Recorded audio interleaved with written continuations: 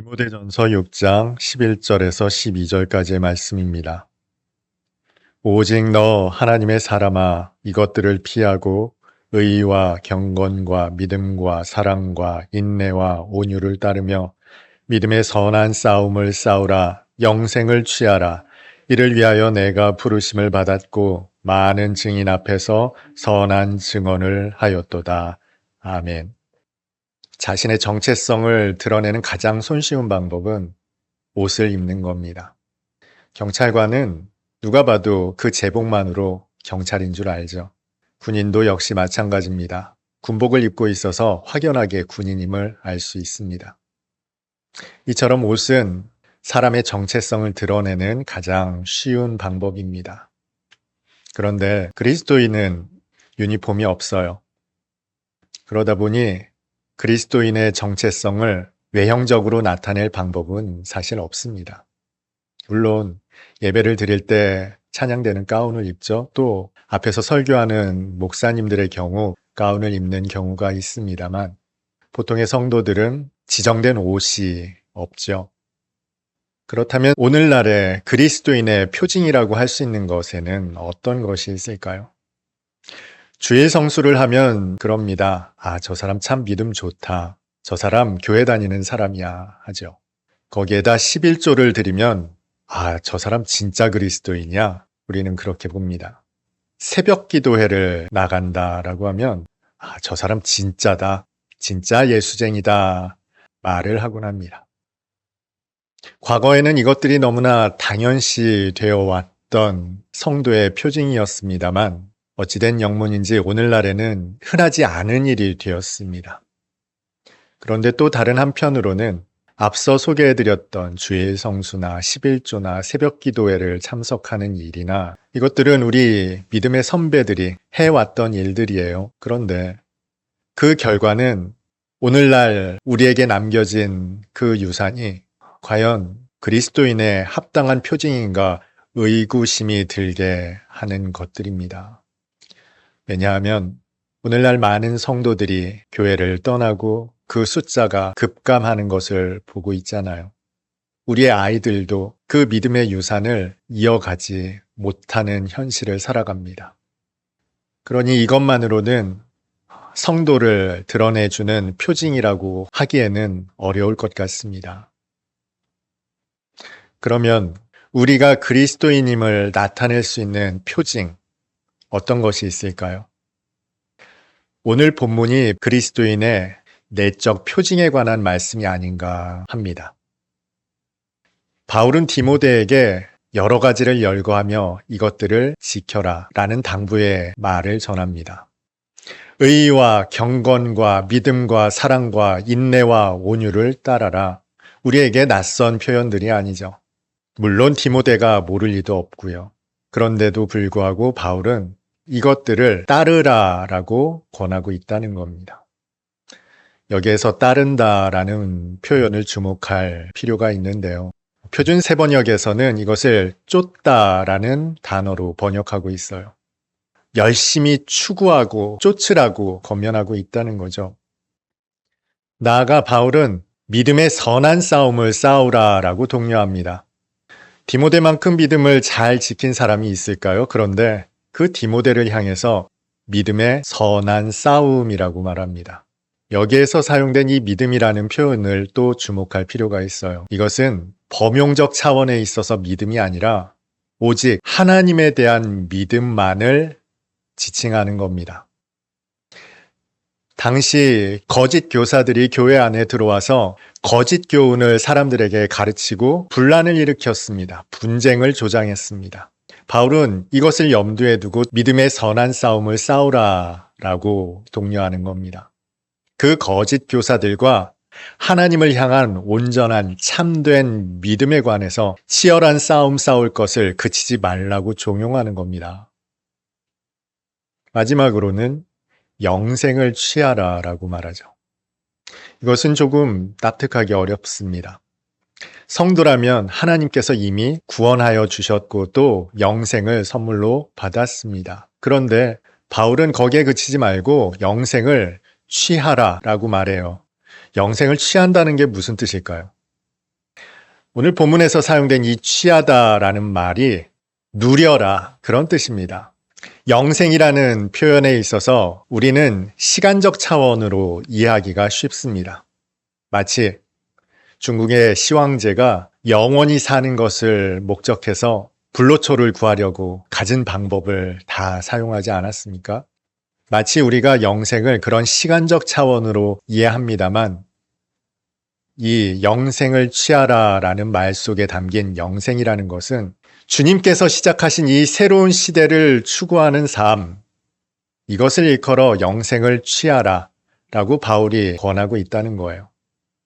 죄 때문에 죽을 수밖에 없는 인생은 이 세상이 전부입니다. 그래서 이 세상에 종속된 삶을 살죠. 그러나 영원한 생명을 부여받은 성도는 이 세상이 전부가 아니라는 걸 알아요.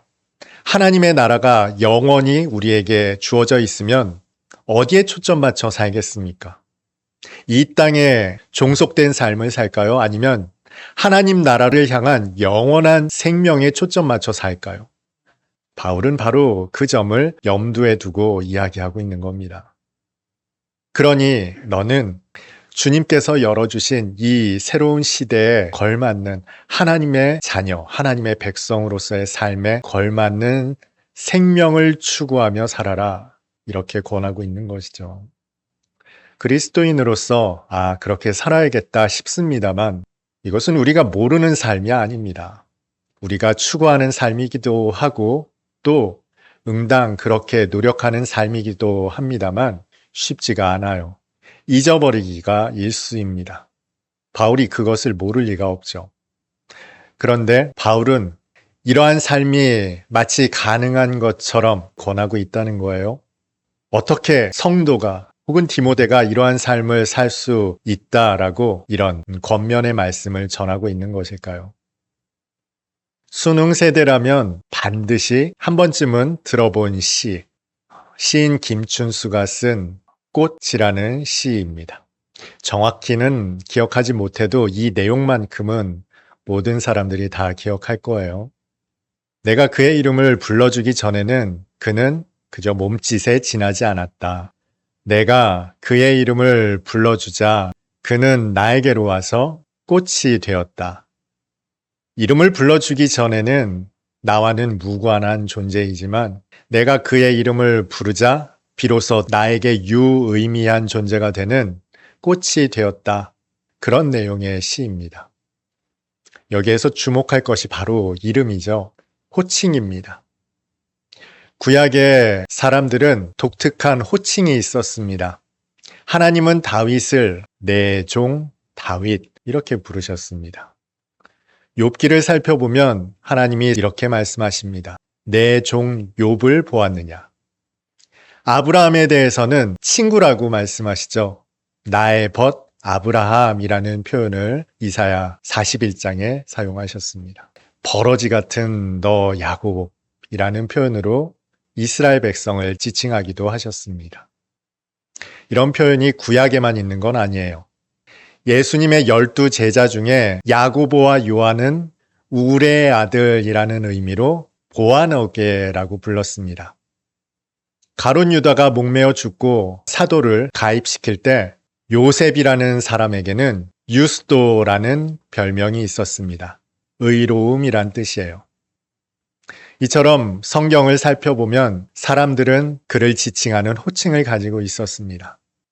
그런데 오늘 본문에도 그런 호칭이 등장하더라는 거예요. 바울은 디모데를 지칭할 때 이렇게 부릅니다.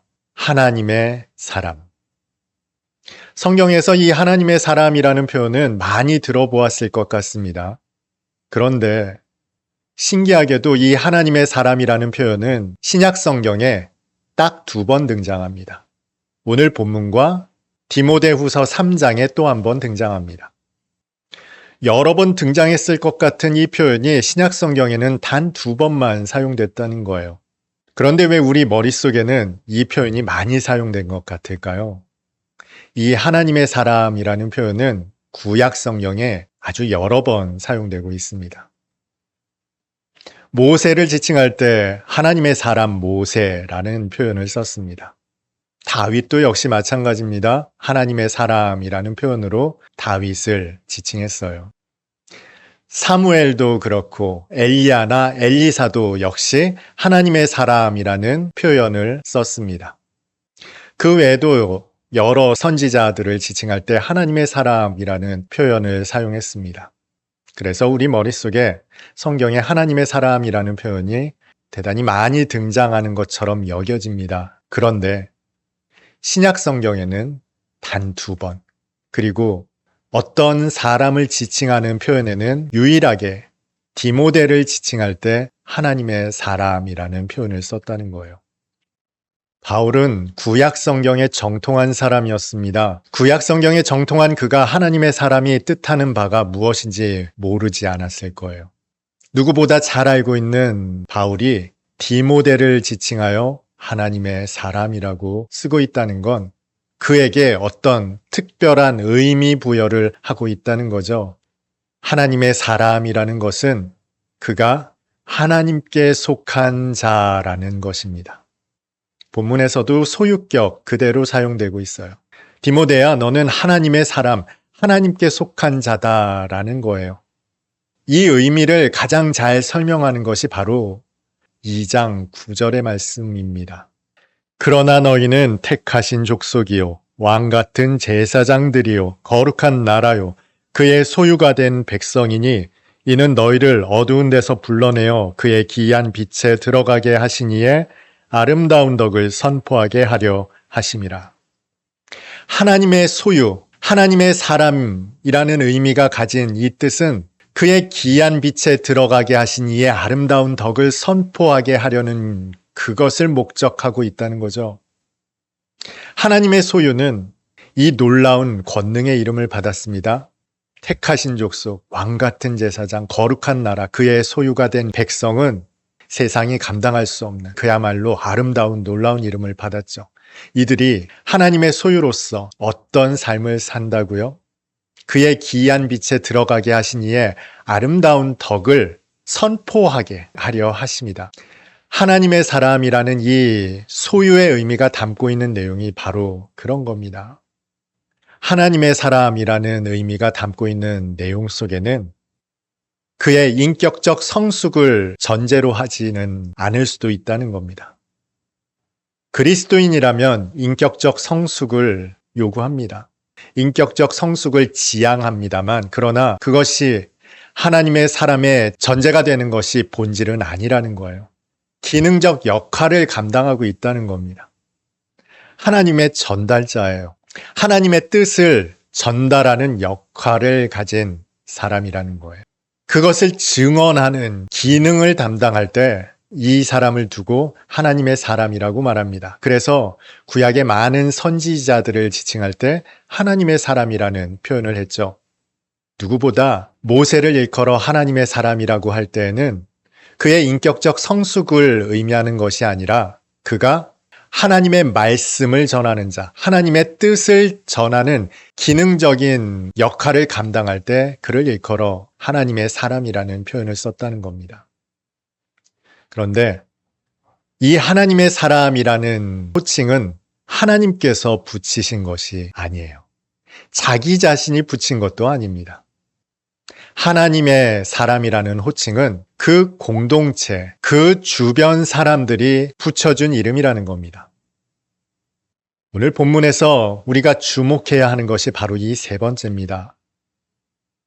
바울은 디모데를 부를 때 하나님의 사람이라는 호칭을 사용했죠. 이것은 바울이 디모데를 하나님의 사람으로 인정하는 뜻이자 디모데가 사역했던 에베소 교회가 그를 하나님의 사람으로 인정했다라는 의미를 담고 있어요.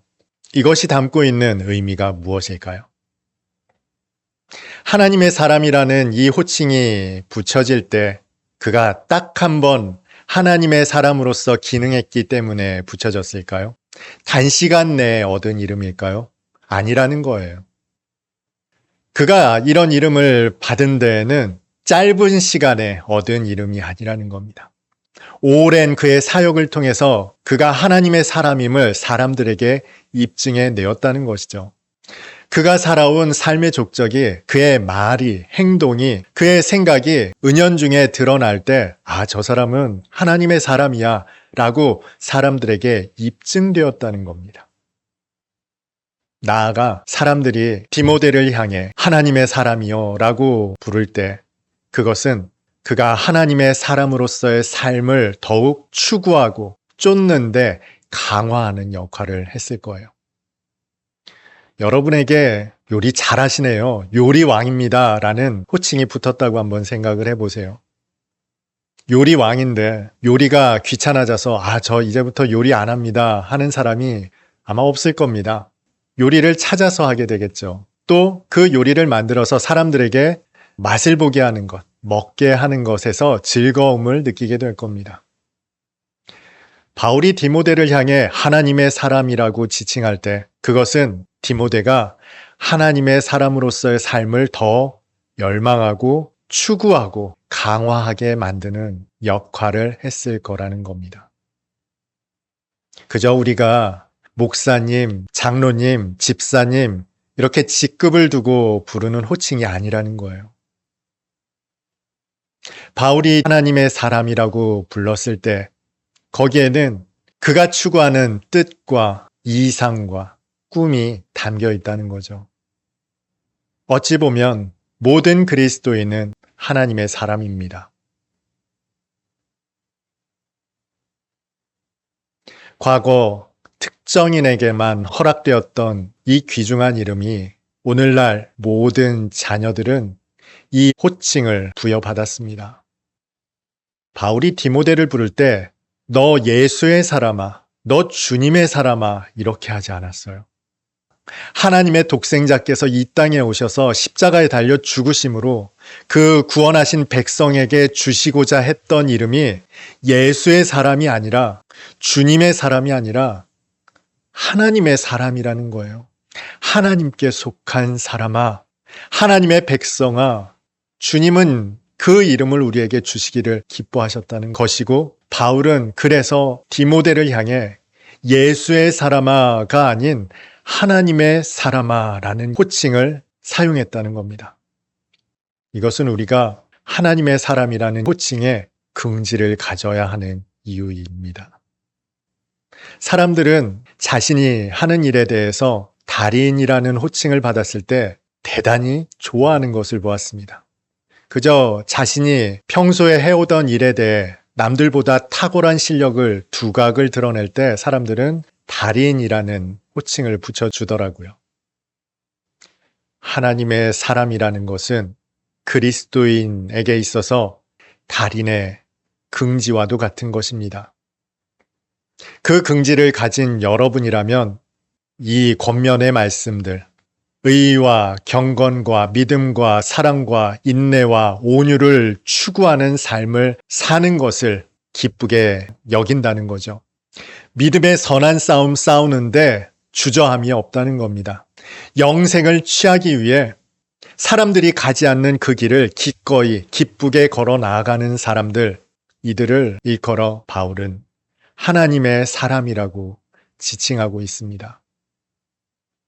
언제부턴가 세상 사람들에게 혐오의 이름이 되어가고 있는 기독교인들, 이제 하나님의 사람이라는 이름의 긍지를 가지고 살아갈 수 있는 여러분이 될 수 있었으면 좋겠습니다. 주님께서 그토록 우리에게 주기를 원하셨던, 사람들로부터 주어진 우리만이 가질 수 있는 특별한 이름, 당신은 진정 하나님의 사람입니다. 그 호칭을 받기까지 그리스도인의 하나님의 사람으로서의 삶을 기꺼이 추구하고 즐거워하며 쫓아가는 오늘 예배드리는 저와 여러분 다 될 수 있기를 주님의 이름으로 축복합니다.